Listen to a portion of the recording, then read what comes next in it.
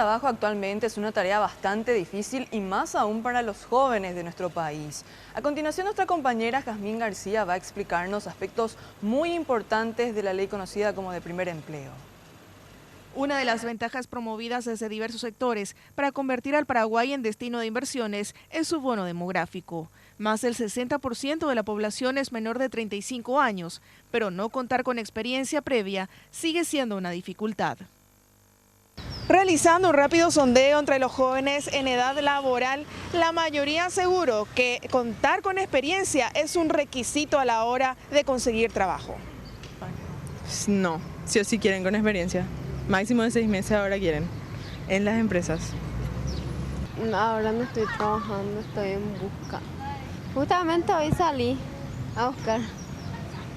Es difícil encontrar actualmente. Sí, la verdad que sí, porque la mayoría te piden experiencia. Porque en la empresa que estamos nos capacitan primeramente para luego poder ingresar al trabajo.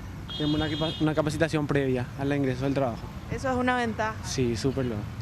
El director de Empleo del Ministerio del Trabajo confirma que son las empresas que ofrecen capacitación las que abren sus puertas a personas sin experiencia previa, por lo cual valoran otras cualidades. Porque muchas empresas, especialmente las más grandes, se hacen cargo de la capacitación técnica. Entonces lo que nos reclaman es que los perfiles de las personas tengan énfasis en estos aspectos: puntualidad, honestidad, trabajo en equipo, proactividad, comunicación, esto que llamamos habilidades blandas. Como respuesta por parte del Estado, se promulgó la Ley 4951/2013 de inserción al empleo juvenil. Entre otras cosas, ofrece incentivos fiscales a las empresas que acepten jóvenes y la posibilidad de que el Estado comparta con ellas el pago del salario.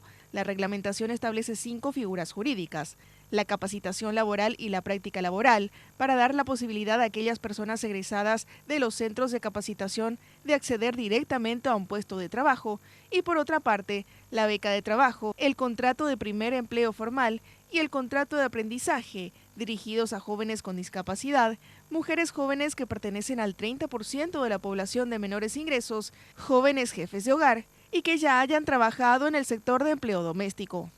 Esta es una ley que prevé vincular el trabajo con la capacitación como estrategia para inserción al primer empleo.